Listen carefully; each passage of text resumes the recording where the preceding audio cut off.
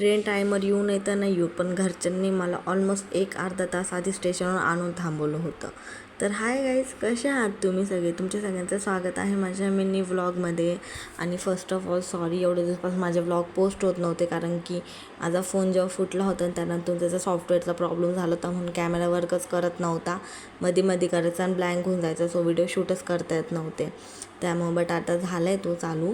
आणि आज आम्ही चाललो होतो पुण्याला. मी आजीसोबत चालले होते, कारण की तिच्या डोळ्याचं ऑपरेशन झालं होतं, त्यामुळं मग आज आम्हाला जायचं होतं चेकिंगसाठी. सो फायनली आम्ही गेलो आणि घरी गेल्यानंतर मस्तपैकी जेवण वगैरे करून घेतलं आणि आवरून घेतलं, कारण की त्याच दिवशी आम्हाला जायचं होतं. आवरून घेतल्यानंतर मग निघालो आम्ही.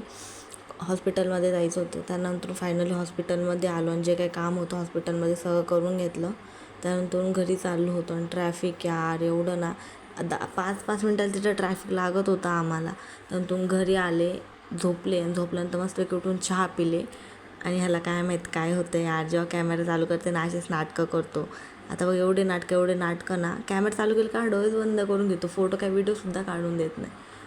सो आता होता आज माझा असा व्लॉग. सो भेटूया नेक्स्ट व्लॉगमध्ये. Stay tune. Bye bye.